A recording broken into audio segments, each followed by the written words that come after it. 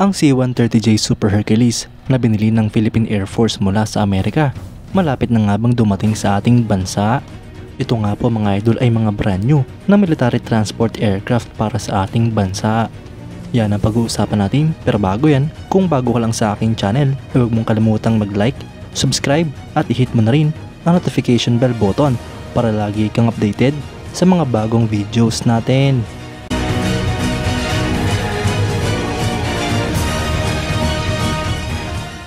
Ang Philippine Air Force ay nagkaroon ng requirement para sa mga bagong heavy tactical transport aircraft upang mas palakasin ang kanilang fleet.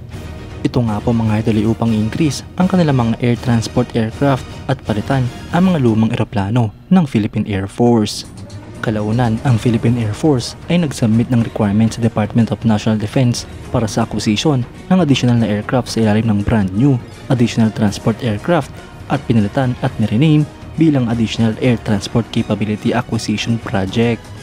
Ang end user ng proyektong ito mga idol ay ang Philippine Air Force 228th Airlift Wing kung saan 3 unit ng eroplano ang kanilang matatanggap.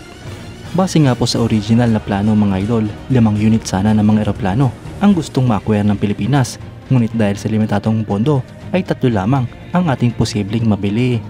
Ito nga po ay parte pa ng second list ng Horizon 2 Phase Projects ng Revised Armed Forces of the Philippines Modernization Program na may budget na 22.2 billion pesos. Ang acquisition mode dito mga idol ay US Direct Commercial Sale Procurement, habang ang pondo naman ay mula sa Multi-Year Contractual Authority para sa unspecified number of years gamit ang General Appropriations Act.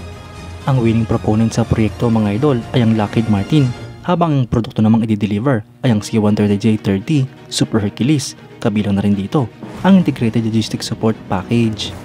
Ang Philippine Air Force mga idol ay nangangailangan na ng mga bagong heavy lift tactical transport aircraft na ko-complement sa aging at dwindling fleet ng mga Lockheed C-130 Legacy Hercules Heavy Tactical Airlift Aircraft.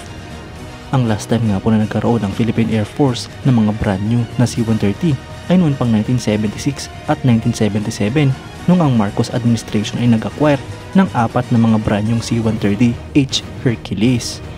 Ito nga po ay mula pa rin sa Estados Unidos. Sa 4 na ito ay isa na lamang ang natitira sa Philippine Air Force. Bago pa nga po ang proyektong ito, ang Philippine Air Force ay bumibili na at tumatanggap ng mga refurbished na Legacy C-130 Hercules transport aircraft mula sa Estados Unidos.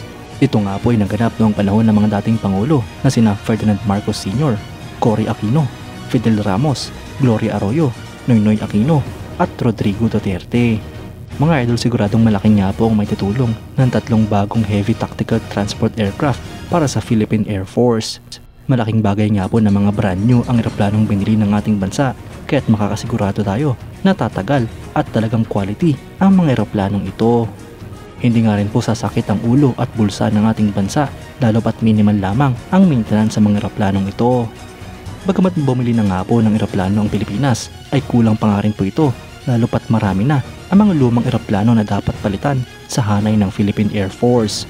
Kayo mga idol, anong masasabi nyo? Comment down below for your thoughts and opinions. At yan nga lang po ang pag-uusapan natin ngayon mga idol. Maraming salamat sa panonood. Huwag nyo rin kalimutang mag-like at subscribe bilang suporta sa ating channel. Mabuhay kayo mga idol!